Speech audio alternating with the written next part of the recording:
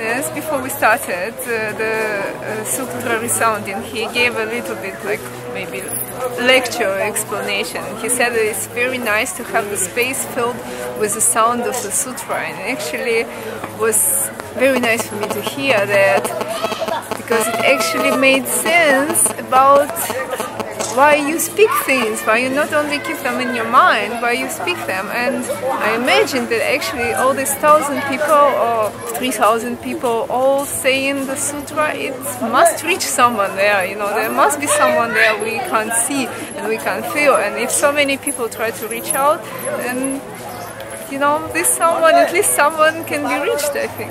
So it felt very nice.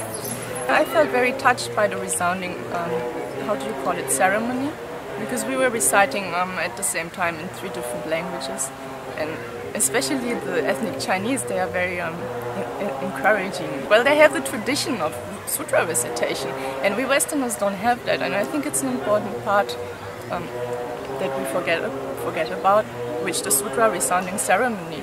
I don't understand, you know, the merit or the scope or the benefit of it. I have no knowledge about that, but just the fact that there is a ceremony kind of makes us aware of the importance of reciting the words of the Buddha.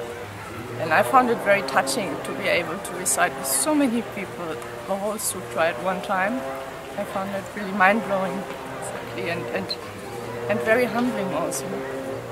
Now, I was very lucky to be present at 2 occasions of the Sutra Resounding, which I found extremely touching and mind-blowing, because they were in Bodh Gaya and Lumbini, in the presence of Dzongsa Rinpoche and then His Holiness. And also His Holiness's support I found very touching, encouraging the monks to be translators and everybody to support and believe in this project, which I hope will help the project to flourish.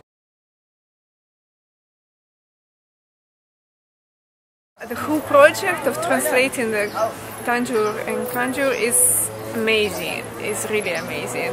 That the Buddha teachings, they have to be spread, they have to be put from the Tibetan language, which only few people know. They have to be put into the language which is almost the international language. It's, I don't know how many people speak English in the world, but I guess it's maybe somewhere around 30%, of maybe even 50%, if we speak about those who want to speak English.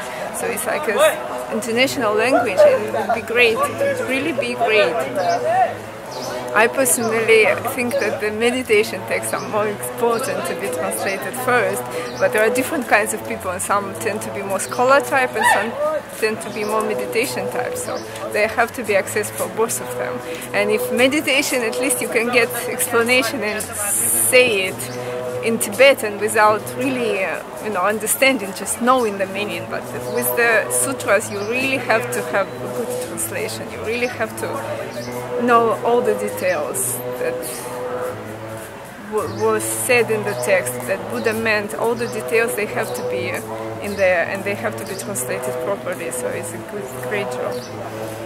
I wish you really good luck that you complete this as soon as possible and benefit countless living beings. So I found out about 84,000 and the whole translation project through the internet. And that time I was already really impressed, because I hadn't known about it. And as the starting Buddhist, that time I always found it sad that we only get the digested words of the Buddhas through teachers that might or might not be reliable, but we never get to the words of the Buddha as Westerners. We were very limited in our access. So first of all, I was very impressed by the whole scope, the idea, the work behind it, to not only translate the words of the Buddha, but also to make them available freely to everyone. And this is something which I always hope that 84,000 is, you know, that it is widely known, that there is a reading room that everybody can access and just read the words of the Buddha, what the Buddha actually taught.